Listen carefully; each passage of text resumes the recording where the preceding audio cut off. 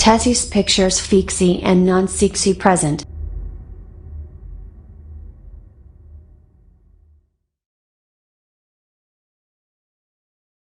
Masjid Jami Asy-Syafi'i yang terletak di Kelurahan Pringlangu, Kecamatan Pekalongan Selatan, kini telah menjadi saksi sejarah yang tak terlupakan bagi masyarakat Pekalongan dan sekitarnya. Betapa tidak, tepat di belakang Masjid Agung itu, terdapat sebuah makam keramat yang banyak diziarahi orang dengan penuh ketakziman. Itulah makam seorang ulama besar yang telah menjadi warisan masa lampau yang membanggakan. Itulah makam Kiai Haji Syafi'i bin Abdul Majid, atau lebih dikenal dengan nama Kiai Syafi'i. Bagi masyarakat Pekalongan dan sekitarnya, Kiai Syafi'i merupakan sosok ulama pejuang dan pendidik yang sangat dicintai rakyat. Suri tauladan serta kepahlawanan beliau benar-benar telah menghunjam dan melekat dalam hati masyarakat Pekalongan selamanya. Nama Kiai Syafi'i tak pernah bisa dilepaskan dari hiruk-pikuk perjuangan mempertahankan kemerdekaan Republik Indonesia. Nama beliau selalu melekat manakala ingatan masyarakat Pekalongan melayang kepada peristiwa pertumpahan darah yang terjadi pada tanggal 3 Oktober 1945 di Markas Kempetai atau Markas Polisi Militer Jepang yang terletak persis di seberang lapangan Kebon Rojo atau Monumen Kota Pekalongan. Pada masa itu, walaupun penjajah Jepang telah diluluhlantakan oleh pasukan sekutu dalam Perang Dunia II, walaupun bom atom telah membumi hanguskan kota-kota Nagasaki dan Hiroshima, walaupun Bung Karno dan Bung Hatta telah mengumandangkan kemerdekaan Indonesia pada tanggal 17 Agustus 1945, namun tentara Jepang sepertinya tak mau beranjak dari bumi pertiwi ini. Di kota Pekalongan, tentara Jepang masih tetap bercokol dan siap siaga mengangkat senjata mempertahankan markas mereka, yaitu Kempetai atau Markas Polisi Militer Jepang. Kenekatan penjajah Jepang ini membuat murka masyarakat Pekalongan. TKR, Tentara Keamanan Rakyat, bahu-membahu bersama pemuda-pemuda Pekalongan pun cancut tali wanda, bertekad untuk memaksa militer Jepang secepatnya menyerahkan senjata tanpa syarat. Disinilah keteladanan serta kepeloporan Kiai Syafi'i tampil mengemuka. Bersama-sama dengan Kiai Siraj, seorang ulama karismatik dari Kelurahan Kergon, beserta sejumlah tokoh lainnya, Kiai Syafi'i meminta Presiden Soekarno untuk segera mengukuhkan Mister Besar, yaitu R.M. Suprapto, sebagai residen Pekalongan yang pertama pasca kemerdekaan. Pengukuhan ini penting untuk memaksa militer Jepang agar segera menyerahkan kekuasaan kepada sang residen sebagai perwakilan pemerintah Indonesia di Pekalongan. Entah siapa yang memulai, tiba-tiba meletuslah pertempuran yang dramatis. Para serdadu Jepang dengan senapan mesin kaliber besar, yang dikenal dengan nama mitraliur, mengamuk dan menghujani para pejuang Pekalongan dengan timah panas. Korban pun berjatuhan, baik dari kalangan pemuda maupun TKR. Kontan saja, Kiai Syafi'i bersama Kiai Siraj yang berada di garda depan, terus-menerus mengobarkan semangat jihad kepada para pejuang dan memberikan perlawanan sampai titik darah penghabisan. Dan pertempuran yang tak seimbang itu telah menyebabkan 37 pejuang gugur sebagai syuhada dan 12 lainnya luka-luka. Namun, banyak pula serdadu Jepang yang bertumbangan disapu oleh para pejuang kita yang menang dalam jumlah. Akhirnya, tepat pada tanggal 7 Oktober 1945, militer Jepang pun takluk dan menyerahkan persenjataannya kepada perwakilan pemerintah Indonesia di Pekalongan. Jepang hengkang dari Markas Kempetai, dan Markas Polisi Militer Jepang itu kini telah dirobohkan dan diubah menjadi masjid, bernama Masjid Syuhada, untuk memperingati para pahlawan kita yang gugur sebagai syuhada pada peristiwa 3 Oktober 1945.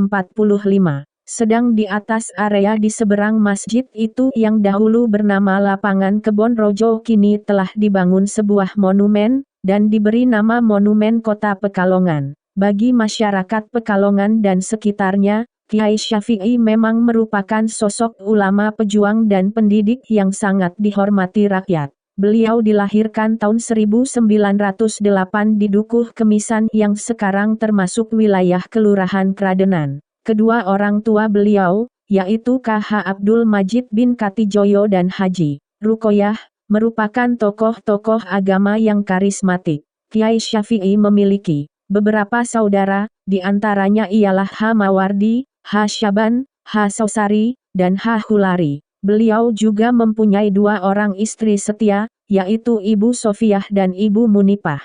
Semasa kecil, Syafi'i belajar agama dari ayahnya sendiri yaitu KH Abdul Majid, pendiri Masjid Jami Pringlangu yang sekarang dikenal dengan nama Masjid Jami Asy-Syafi'i. Menginjak masa remaja, Syafi'i pun nyantri di beberapa pesantren, antara lain pesantren Kempek Cirebon, dan juga di pesantren Kaliwungu serta pesantren Tebuireng. Sebetulnya, semenjak kecil Syafi'i telah dijadikan anak angkat oleh Haji Nahrawi yang masih merupakan kerabat dekatnya. Itulah sebabnya, usai menyelesaikan masa belajar di pesantren, Syafi'i kemudian dibawa oleh salah seorang saudara Haji Nahrawi untuk belajar agama di kota suci Makkah Al-Mukarramah, di Saudi Arabia. Di sanalah Syafi'i mempunyai kesempatan luas menimba dan memperdalam ilmu agama dari sejumlah ulama besar di kota suci tersebut. Di sanalah pula Syafi'i menuai kematangannya sebagai seorang ulama, dan masyarakat pun lantas menyebutnya dengan nama Kiai Syafi'i. Sepulang dari MAKKAH,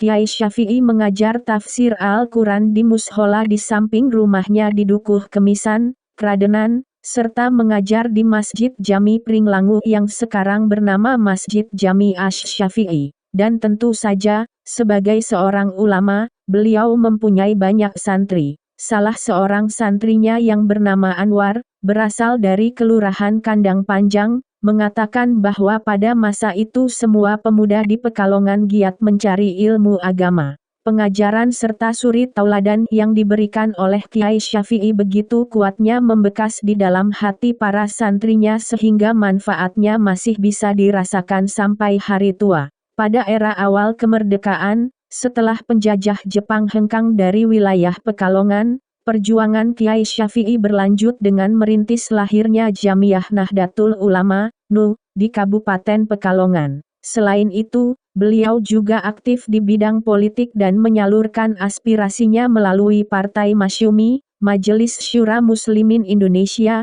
yang merupakan gabungan dari berbagai ormas Islam di tanah air saat itu. Di bawah naungan Partai Masyumi inilah beliau menjadi salah satu anggota DPRD Kabupaten Pekalongan setelah pemilu pertama tahun 1955. Kiai Syafi'i juga aktif dalam upaya-upaya pemberdayaan ekonomi kerakyatan untuk memajukan para pengusaha pribumi. Maka, lahirlah Koperasi Pembatikan Buaran. Itulah jasa beliau yang tak akan terlupakan oleh masyarakat Pekalongan hingga kini. Sebagai ulama pendidik, kiprah Kiai Syafi'i memang patut membangkitkan rasa takzim masyarakat, karena beliau merupakan salah seorang pelopor pendirian lembaga-lembaga pendidikan Islam di wilayah Pekalongan Selatan. Beliau mendirikan sejumlah sekolah, di antaranya Madrasah Ibtidaiyah Islamiyah, MII, Pringlangu, Sekolah Dasar Islam, SD, Buaran dan SMP Islam Buaran, Komplek YPI Buaran. Dan Kiai Syafi'i bersama-sama dengan Kiai Haji Akrom Hasani kemudian mendirikan Pondok Pesantren Buaran. Namun, salah satu gagasan spektakuler beliau barangkali ialah Musabakoh Tilawatil Quran tingkat nasional sekitar tahun 1950-an. Dan gagasannya itu kemudian terrealisir tahun 1968 setelah sahabatnya, yaitu KH Muhammad Ilyas, menjadi Menteri Agama RI. Setelah beliau menjalankan tugasnya dengan penuh pengabdian, maka Allah yang Maha Kuasa memanggil pulang hamba-Nya. Hai jiwa yang tenang, kembalilah kepada Tuhanmu dengan hati yang rida lagi diridai-Nya. Quran Surat Al-Fajr ayat ke-27 dan 28.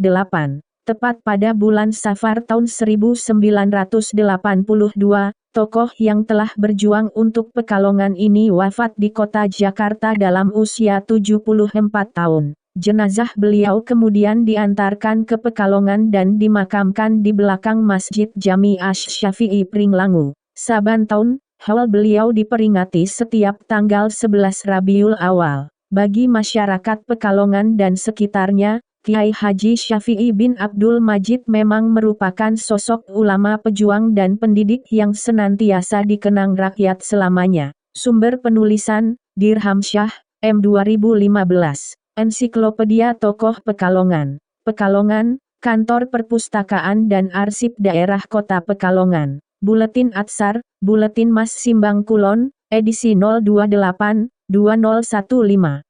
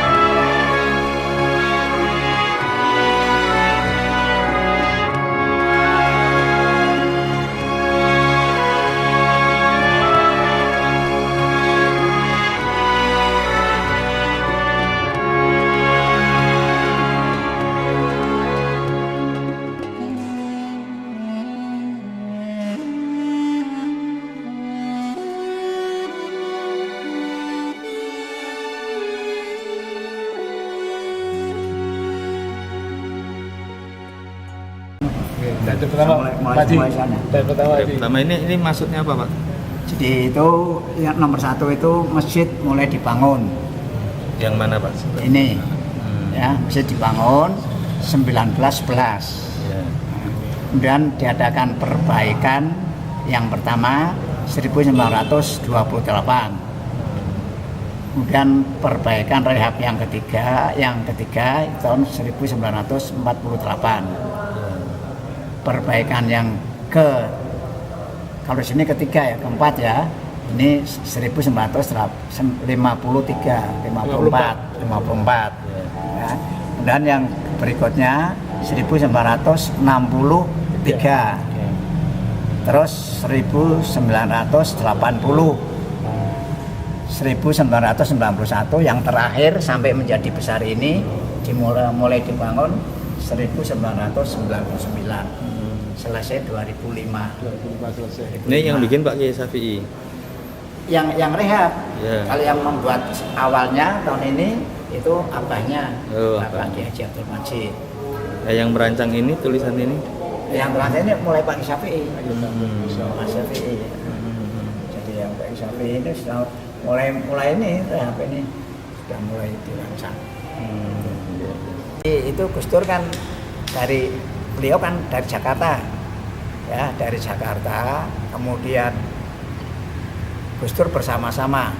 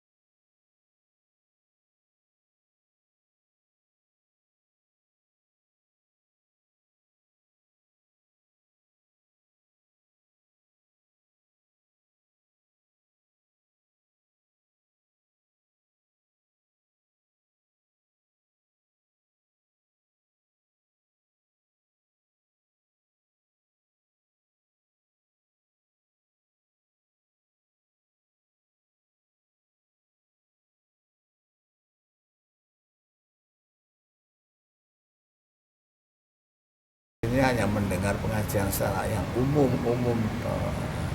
jadi tidak ngaji secara ngaji seperti di pesantren kan. Saya di pesantren kan dulu pergi ke pesantren terus setelah lama ya saya pernah minta ijazah pada beliau. Ada kesulitan apa ya saya minta doa gitu. Iya, iya. Tahun 1908 zaman kelahiran Budi Utomo lahir utawi 13 Hijriah 3 tahun saderenge jumenengipun Masjid Pringlangun. Masjid Pringlangun nika dipun damel tahun 1911 Miladiah. Romo Kiai Syafi'i sedonipun Senin 6 Safar 1403 Hijriah kali 2 November 1918 kali yuswa 17 sekawan tahun. Pramila hal menika ngemutaken kita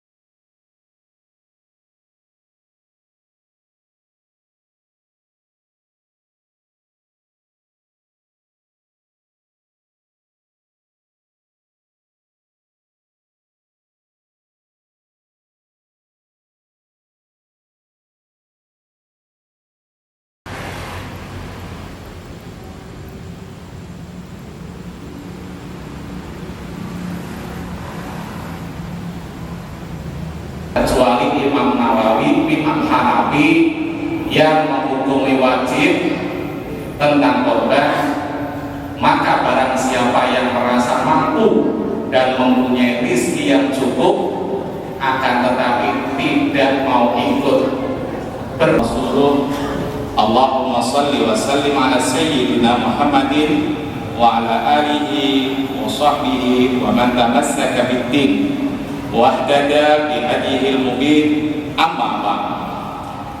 Wa dhurriyyati ajma'in warḍallahu ma'ala arba'ati khulafa'ir rasyidin Abi Bakrin wa Umar wa Utsman wa Ali wa ala baqiyatus sahabati wat tabi'ina wat tabi'in tabi'in wa man tabi'ahum bi ihsan ila yaumiddin wa alaina ma'hum bi rahmatika ya arhamar rahimin. Allahumma ighfir lil muslimina wal. Saya belajar ngaji, belajar Al-Quran, belajar agama kepada Pak Kiai Haji Syafi'i Al-Maghfurlah. Itu sebetulnya sejak dari saya kecil ini sudah melihat penampilan beliau itu sangat mengesan sekali dan tidak bisa saya lupakan, karena cerminan dari haliah atau perbuatan beliau itu menunjukkan bahwa beliau adalah kana khuluquhu Al-Quran, akhlaknya adalah Al-Quran. Kemudian sejak dari tahun sekitar tahun 1963-64an gitu. Saya setelah berguru ngaji kepada para kiai-kiai di Pekalongan, itu saya pun juga sempat ngaji sama beliau, yaitu membaca Al-Quran bin Nawar itu sampai khatam di hadapan beliau. Saya waktu itu juga belajar Al-Quran dan belajar agama dengan menantu beliau yang namanya Bapak Kiai Son Haji Al-Hafidh. Beliau Bapak Kiai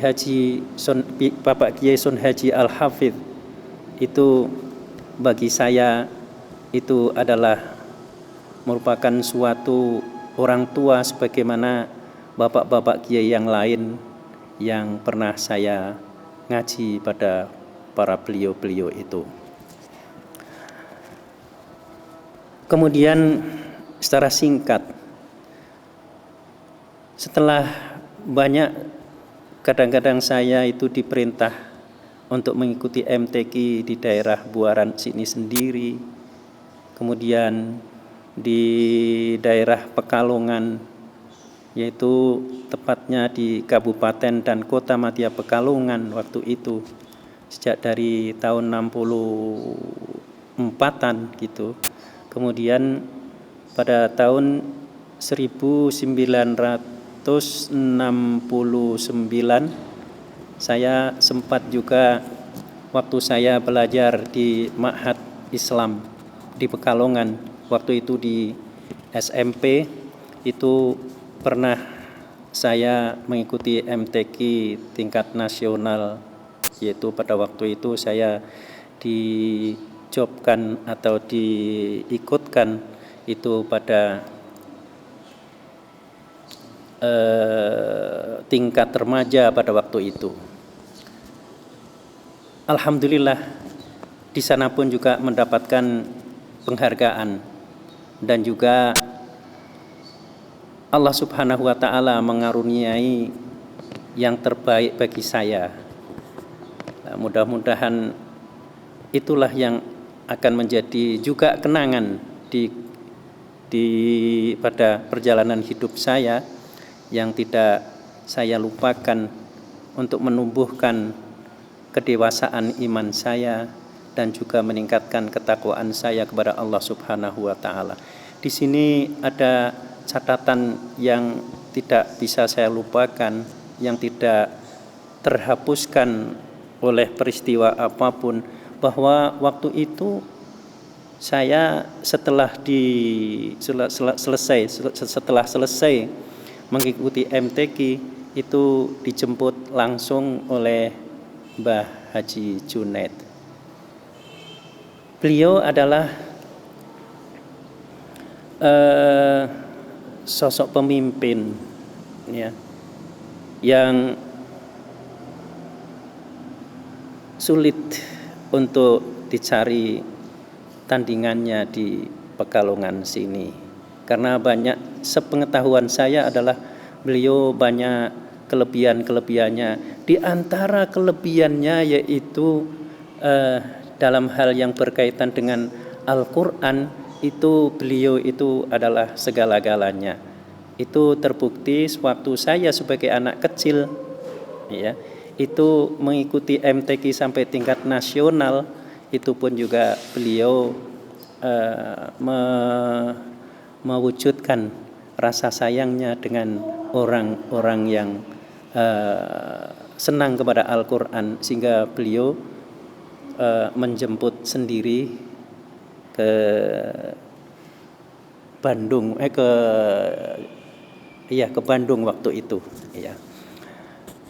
Kemudian hal-hal yang berkaitan dengan masalah belajar saya waktu itu ya, belajar agama di tempatnya Mbah Kiai Haji Syafi'i, itu banyak hal-hal yang saya dapati. Di antaranya yaitu hal-hal yang berkaitan dengan masalah ulumul Quran, yang waktu itu tentunya disajikan sesuai dengan akal anak-anak, karena saya waktu itu masih anak-anak. Namun cara beliau menyampaikan itu pun juga sangat berkesan dan sangat mengesan, bahwa seperti hal-hal yang berkaitan dengan masalah bergaul ya dengan sesama manusia. Beliau pun setelah saya hatam sama beliau, itu pun beliau berpesan kepada saya, termasuk Al-Maghfurlah Pak Kiai Sun Haji itu berpesan agar supaya kalau nanti di masyarakat ada orang membaca Al-Qur'annya tidak sama dengan yang beliau berdua itu berikan, ajarkan kepada saya, itu jangan senang menyalah-nyalahkan. Ya, karena menyalah-nyalahkan itu pun juga bisa jadi yang menyalahkan itu juga punya kesan atau malah membuat masalah sehingga sampai bisa terjerumus pada kesalahan sendiri. Sehingga sampai sekarang pun saya ingat nasihat-nasihat itu. Dan saya pun juga belajar Al-Quran kepada guru-guru yang lain sampai di Solo, ya, yaitu pada Mbah Kiai Haji Umar di Mangkuyudan. Itu pun beliau pun juga berpesan seperti itu. Dan juga pada Mbah Kiai Sya'roni di Kudus, itu pun juga saya mendapatkan banyak nasihat-nasihat agar supaya di masyarakat nanti bisa memasyarakatkan Al-Quran dan mengqurankan masyarakat tanpa tanpa membuat olah atau masalah di masyarakat itu.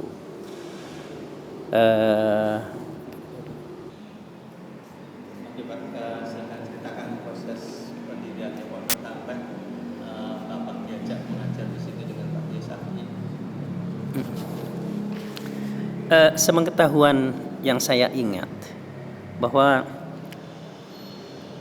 Pondok Pesantren Al-Quran Buaran, ya, itu diresmikan pada tahun 1975. Waktu itu oleh Profesor Dr. Mukti Ali, ya, sebagai Menteri Agama waktu itu, Menteri Agama Republik Indonesia. Pada Bupati, kalau tidak salah Pak Bupati Karsono itu. Dan saya tidak banyak tahu, ya. Namun yang saya ingat bahwa sebelum adanya pondok di situ itu banyak pondok-pondok Al-Quran, ya, di kampung-kampung, ya, termasuk juga para masyayikh waktu itu di Banyu Urip, ya, termasuk Pak Kiai Haji Sa'dullah, Pak Kiai Haji Irfan, Pak Kiai Haji Abdul Malik, dan yang lain-lain. Itu pun juga sudah eksis mengajar tahfidzul Quran pada masyarakat sekitar dan orang-orang luar. Termasuk saya pun juga pertama berguru untuk tahfidz itu pada beliau Pak Kiai yang di Banyurip itu para beliau-beliau yang tadi saya sebutkan itu. Ya, sekitar tahun 63-an itu. Ya, 63-an. Ya, berbarengan juga saya sering ke tempat beliau Al-Maghfurlah Mbah Kiai Haji Syafi'i waktu itu. Dan waktu itu kemudian setelah didirikannya Pondok Pesantren Buaran Al-Quran, itu para masyayikh yang di Banyurip, ya, termasuk juga yang di mana-mana itu termasuk di daerah Kabupaten dan Kota Madya Pekalongan itu akhirnya mengajar bareng-bareng di Pondok Pesantren Al-Quran Buaran. Nah, sejak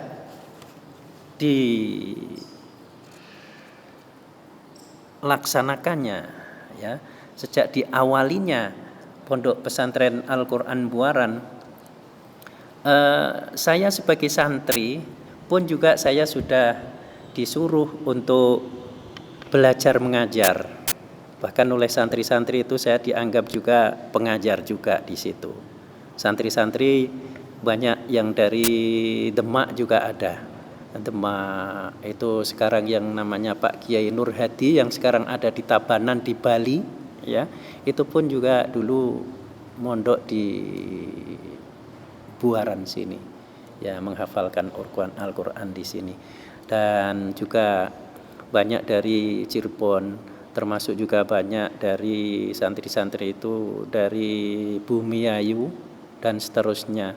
Banyak pondok-pondok yang mengirimkan santri-santrinya ke situ pada waktu Mbah Kiai Syafi'i masih sugeng, ya. Kemudian saya waktu itu banyak diminta untuk mengajar yaitu qiraah yang disebut qiraah dengan lagu-lagu, atau lazimnya di Pekalongan sini disebut qiraatul Quran bitahsin, yaitu ma'at tahsinis saut waktu itu. Dan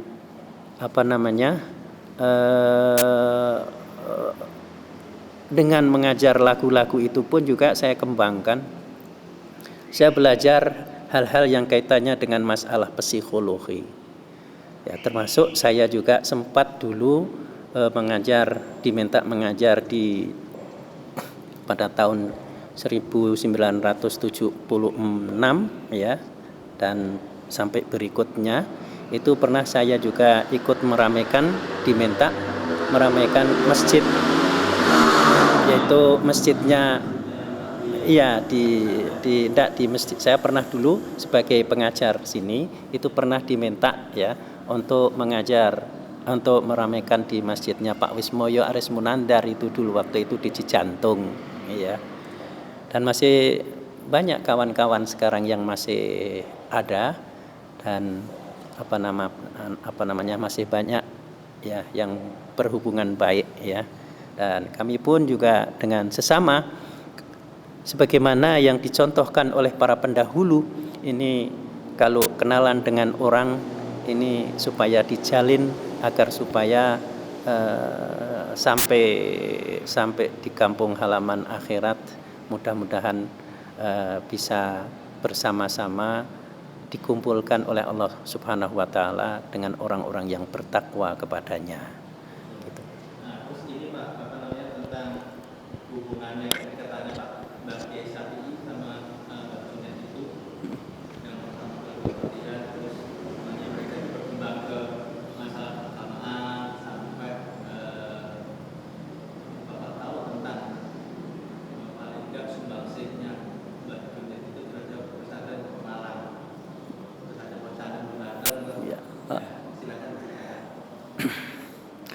Kedekatan beliau antara Mbah Kiai Syafi'i sama Mbah Junet, atau Mbah Junet sama Mbah Kiai Syafi'i itu, ya, saya tidak bisa membayangkan, ya, begitu mesranya.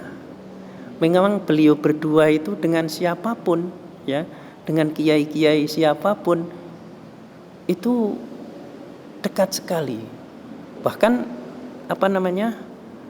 antar kiai waktu itu, ya, itu kalau menceritakan kepada yang lain, ya, ini pun juga menceritakan kebaikan-kebaikannya. Memang waktu itu saya pun juga merindukan, ya, kalau sekarang ini ya mudah-mudahan Allah nanti akan memberikan hidayah kepada masyarakat agar supaya kemesraan, ya, yang dulu pernah dicontohkan oleh para beliau-beliau, ya, para mutiara-mutiara yang kalau boleh saya sebut mutiara begitu, itu mudah-mudahan nanti diwarisi oleh masyarakat generasi penerus di Pekalongan ini.